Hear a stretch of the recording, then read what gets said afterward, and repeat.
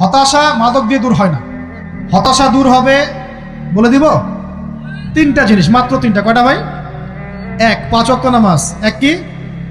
নামাজে আপনি অজু করে সেজদা দেন, ইনশাল্লাহ আপনার মনে প্রশান্তি না আসলে আমাকে এসে বলেন যে আসে না। চোখের পানি, মনের আবেগ যা আছে আপনার ভিতরে, কষ্ট, দুঃখ, যন্ত্রণা, সব আল্লাহকে ঢেলে দিবেন ইনশাল্লাহ। নিজের আবেগ ধরে রাখবেন এখানে, আপনি আল্লাহর জন্য ঢেলে দিবেন। মানুষকে আবেগ দেখা কি লাভ? মানুষ আপনার চোখের পানির মর্ম বুঝবে? মানুষ কি মানুষের চোখের পানির মর্ম বুঝে? আপনার পিতা যদি মারা যায়, আমার কাছে এসে দোয়া চান কান্নাকাটি করে, আমি দোয়া করতে পারবো, কিন্তু আমি কিন্তু আপনার ফিলিংসটা বুঝতে পারবো না। আপনার অনুভূতি কে বুঝতে পারবেন? আল্লাহ পাক আপনার ঘাড়ের রগের চেয়েও কাছে আছে। সুবহানাল্লাহ, সুবহানাল্লাহ, আল্লাহ পাক ঘাড়ের রগের চেয়ে কাছে আছে। গতকালকে বাংলাদেশ আল্লাহকে রাজি খুশি করার জন্য আপনি আপনার আবেগ, আপনার ইবাদত সব ফেলে দিবেন ইনশাআল্লাহ। অন্য কারো কাছে কিছু পাওয়ার আশা করবো। আমাকে আল্লাহ পাঠিয়েছেন দুনিয়াতে নামাজ পড়তে, রোজা রাখতে, দিনের প্রচার করতে, দিনের জ্ঞান অর্জন করতে, এই তো। তা আমি একজন মেয়ের জন্য জীবন নষ্ট করে দিব কেন? আমি তাহলে আল্লাহর কাছে কি মুখ দেখাবো আর নবীর কাছে কি মুখ দেখাবো? ওখানে গিয়ে বলবো আল্লাহ আমি আমার অমুক প্রেমিকার জন্য আশেক হয়ে একদম জীবন দিয়ে দিয়েছি, আত্মহত্যা করেছি। গেছে ভাই, যাইতে দেন। যে ব্যক্তি আপনার অবস্থানকে মূল্যায়ন করে নাই, সে আপনার যোগ্য ছিল না। এখন আপনি কি করবেন? নিজের অবস্থান উন্নত করেন, আপনার পিছনে লাইন ধরে ঘুরবে ইনশাআল্লাহ।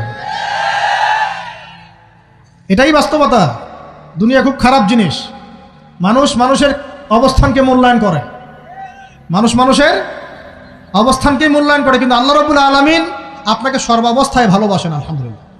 এই যে আমরা এখন অনেক পাপ করছি না, আল্লাহ কি আমাদেরকে আযাব দিয়ে ধ্বংস করে দিয়েছেন?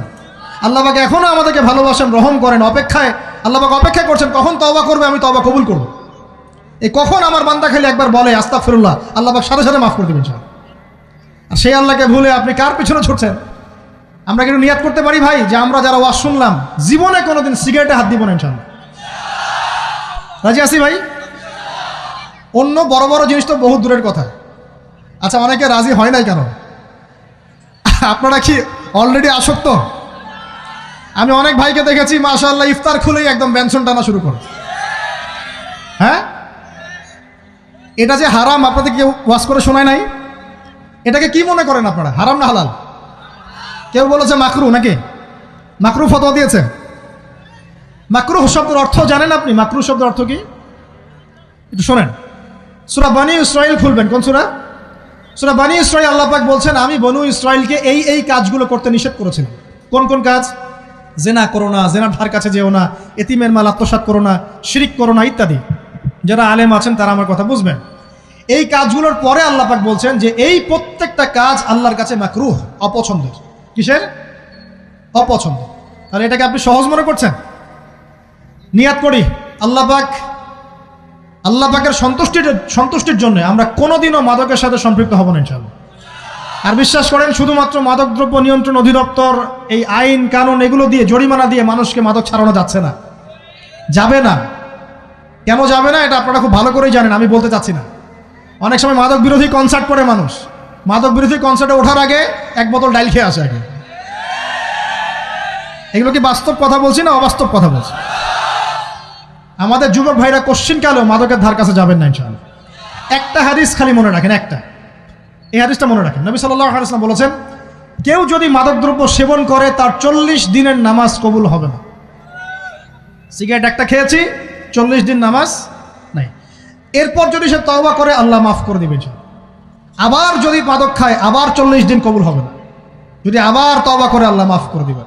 আবারও যদি খায় আবারও 40 দিন কবুল হবে না। আবারও তওবা করলে আল্লাহ আবার মাফ করে দিবেন। চতুর্থবার সে যদি মাদক খায়, আল্লাহ রসুল সাল্লাল্লাহু আলাইহি ওয়াসাল্লাম বলছেন আল্লাহ পাক কিয়ামতের মাঠে তাকে তিনাতুল খাবাল পান করাবেন। কি পান করাবেন? তিনাতুল খাবাল। সাহাবীরা বললেন ইয়া রাসূলুল্লাহ, এটা কি তিনাতুল খাবাল? কি? নবী সাল্লাল্লাহু আলাইহি ওয়াসাল্লাম বলছেন এটা হচ্ছে জাহান্নামীদেরকে আযাব দেওয়ার পর তাদের রক্ত মাংসের যে পুঁজ বের হবে, এই যে ড্রিঙ্কস, জাহান্নামের হার্ড ড্রিঙ্কস, এই ড্রিঙ্কসের নাম হলো তিনাতুল খাবাল। আল্লাহ পাক আমাদের সবাইকে মাদক থেকে বাঁচিয়ে রাখেন। আমল হচ্ছে কোরআন তেলাওয়াত। যে ব্যক্তি কোরআন তেলাওয়াত করতে পারে নিয়মিত, তার মনের মধ্যে এই হতাশা, এই ভীরুতা, এই কাপুরুষতা কিচ্ছু আসবে না ইনশাআল্লাহ। আমি গ্যারান্টি দিচ্ছি আপনাকে, হতাশা আসবেই না আপনার মনে যদি আপনি কোরআন বুঝতে পারেন। কোরআনের একটা আয়াত নিয়ে কোনো কোনো সময় দেখা যায় 2-3 ঘন্টা সময় পার হয়ে যাচ্ছে, আয়াতটা ছেড়ে সামনে যেতে পারছি না। কোরআনের ভিতরে ঢুকলে আপনি দুনিয়ায় ভুলে যাবেন কি হচ্ছে আশপাশে। আমি এমন অনেক আলেমকে দেখেছি যে একটা বই, পাতলা একটা বই, আরবি বই নিয়ে পড়া শুরু করেছেন, ওই যে ফজরের পরে জোহরের ওয়াক্ত হয়ে যাচ্ছে, বইটাই শেষ করতে পারেনি এখন। বুঝতে পারবেন মনে, যখন আপনি ইলমের ভিতরে ঢুকে যাবেন, কোরআনের ভিতরে হাদিসের ভিতরে, আপনার দুনিয়ার খেয়ালই নাই। একজন আলেম তিনি এক রাত্রে একটা বই লিখেছিলেন, চটি বই, এক রাত্রের মধ্যে। বলা হচ্ছে তার সম্পর্কে বলা হচ্ছে যে রাতের খাবার তাকে দেয়া হয়েছে যে আপনি এটা খেয়ে নেন, তো সে খাবারটা পাশেই আছে, খাবারটা পাশেই আছে, খাবারটা খাবো, এটা লিখে খাবারটা খাবো, এরকম তার চিন্তা ছিল। ফজর হয়ে গেছে, বই লেখাও শেষ, খাবার এই অবস্থায় পড়ে আছে, ডুবে গেছেন ভিতরে, খাওয়ার মাথায় তার খেয়াল নাই। এরকম হয়। একজন মনীষী, বিখ্যাত মনীষী, রিয়াদুস সালেহীন কিতাবের রাইটার, সংকলক আল্লামা নববী রাহিমাহুল্লাহ, এরকম সারা রাত চলে গেছে, পাশে দুইটা খেজুর, ওই দুইটা খেজুর খাওয়ারই সময় পান, হাদিস নিয়ে গবেষণা করতে করতে করতে করতে রাত পার হয়ে গেছে। আমি বলতে চাচ্ছি, যখন ইলমের ভিতরে, কোরআন হাদিসের ভিতরে ঢুকে যাবেন, আপনার দুনিয়ার খেয়াল আপনার চলে যাবে ইনশাআল্লাহ। এই টেনশন, হতাশা, এই সেই বাদ, তখনই আল্লাহ পাক আপনাকে তার পক্ষ থেকে রহমত দিবেন, বরকত দিবেন, আল্লাহ আপনার দুনিয়ার কাজগুলো করে দিবেন ইনশাআল্লাহ। তখন দেখবেন কেউ আপনার দুনিয়ার ওই কাজটা করে দিয়েছে, কেউ ওই কাজটা করে দিয়েছে, কেউ বাসায় খাবার পাঠিয়ে দিয়েছে, আল্লাহ পাকই এগুলো করাই দিবেন ইনশাআল্লাহ। তো প্রিয় ভাইরা, মাদকে যাব না আল্লাহর কাছে আসবো? 2 নাম্বার কোরআন তেলাওয়াত, 3 নাম্বার আল্লাহর জিকির। 3 নাম্বার কি ভাই? আল্লাহর জিকির। চলতে ফিরতে সব সময় মুখ চলতে থাকবে, মুখ না চললেও মনে মনে মন তাজা থাকবে, মনে মনে জিকির হতে থাকবে। মনে মনে জিকির করতে পারেন? মুখ নড়বে না, কিন্তু মনে মনে আপনার একটা জিকির হতে থাকবে, সুবহানাল্লাহ ওয়া আলহামদুলিল্লাহ, লা ইলাহা ইল্লাল্লাহ, আল্লাহু আকবার। পারা যাবে? পারে। মানুষের মন কখনো চুপ করে থাকে না, কিন্তু মানুষের মন অলওয়েজ কিছু না কিছু চিন্তা করতেই থাকে, করতে থাকে না, যতক্ষণ না ঘুমায় মানুষ। তো প্রিয় ভাইরা, বেশি বেশি জিকির করব, সুবহানাল্লাহ, আলহামদুলিল্লাহ, লা ইলাহা ইল্লাল্লাহ, আল্লাহু আকবার, লা হাওলা ওয়ালা কুওয়াতা ইল্লা বিল্লাহ, এগুলো চলতে থাকবে। আল্লাহ পাক তৌফিক দান করুন, আমিন। আমরা আমাদের সমাজে যুবকদেরকে এরকম টিকটকে দেখছি, অনলাইনে আসক্ত দেখছি, জেনায় আসক্ত দেখছি, পর্নোগ্রাফিতে আসক্ত দেখছি। আমরা দেখছি আমাদের যুব সমাজকে মাদকে আসক্ত, কিশোর গ্যাংয়ে আসক্ত। এইগুলো কি আমাদের কাম্য ছিল ভাই? আমাদের কাম্য ছিল? এই অবস্থায় কি যুব সমাজ আল্লাহ পাকের দিনের পতাকা হাতে নিয়ে আল্লাহর জমিনে দিন কায়েম করতে পারবে কিনা? একটু আমাকে উত্তর দেন দেখি। এখন এই অবস্থায় পারবে?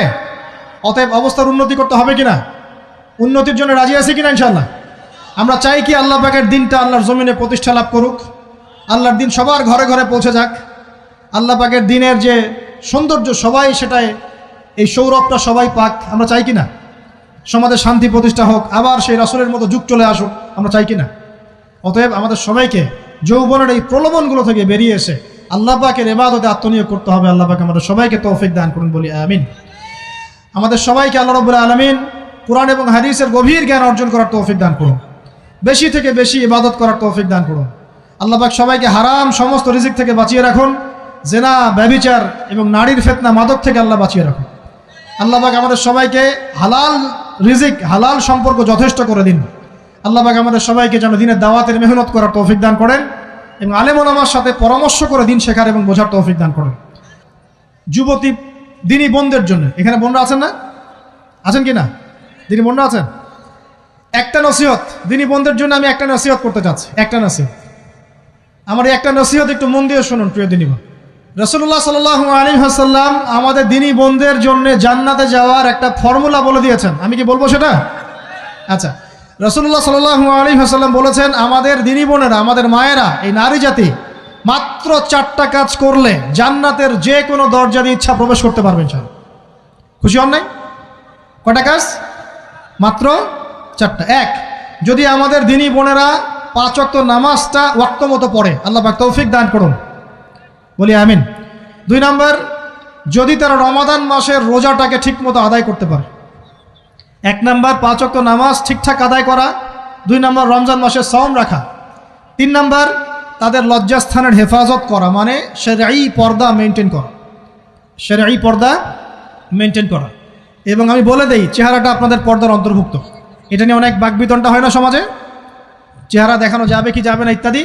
চেহারা আপনার পর্দার অন্তর্ভুক্ত বিষয়, ফুল স্টপ। এর উপরে ফতোয়া অনেকভাবে দিচ্ছে, কিন্তু বরেণ্য উলামায়ে কেরামের কিতাবগুলো ঘাটাঘাটি করেন, তাদের ফতোয়া হচ্ছে চেহারা আপনার পর্দার অন্তর্ভুক্ত বিষয়, চেহারা ঢেকে রাখবেন। আল্লাহ পাক তৌফিক দান করুন। চোখ থাকবে খোলা, ঠিক আছে। 4 নাম্বার, স্বামীর আনুগত্য করতে হবে। স্বামীর আনুগত্য, এই যে আনুগত্য শব্দ শুনলেই মানুষের একটা মানে নেগেটিভ ধারণা তৈরি হতে পারে। স্বামীর আনুগত্য মানে কি আমি তার দাসত্ব করব? আনুগত্য মানে, প্রিয় দিনী বোন, আনুগত্য মানে দাসত্ব নয়। আনুগত্য মানে কোরআন সুন্নাহর যে বিধানগুলো আপনার স্বামী আপনাকে পালন করতে বলবে আপনি সেগুলো করবেন, আপনি করতে বাধ্য। কিন্তু স্বামী যদি কোরআন সুন্নাহর বাইরে কিছু করতে বলে সেটা মানতে আপনি বাধ্য নন। স্বামী যদি আপনাকে বলে যে সুদ খাও, এই সুদি এনজিওতে আসো, নাম লেখাও। স্বামী যদি আপনাকে বলে যে আসো বেপর্দায় বাইরে যাই, সাজুগুজু করে বের হও, চলো ঘুরে আসে বেপর্দায়। স্বামী যদি বলে দেবরকে একটু খাবারটা দিয়ে আসো, আমার অফিসের কলিগ আসছে, খাবার পরিবেশন করো, আসো ডাইনিংয়ে আসো, এই যে হারাম কাজ বেপর্দার আদেশ করছে, সুদের আদেশ করছে, আপনি সেগুলো পালন করবেন না। কিন্তু হালাল বৈধ যে কোনো বিষয় আপনি স্বামীর আনুগত্য করবেন, এটা আপনার উপর ফরজ। এই 4টা কাজ যদি আপনি করতে পারেন জান্নাতের যে কোনো দরজা দিয়ে ইচ্ছা আপনি প্রবেশ করতে পারবেন ইনশাআল্লাহ। আল্লাহ পাক আমাদের দিনী বোনদেরকে এই 4টা কাজ করার তৌফিক দান করুন।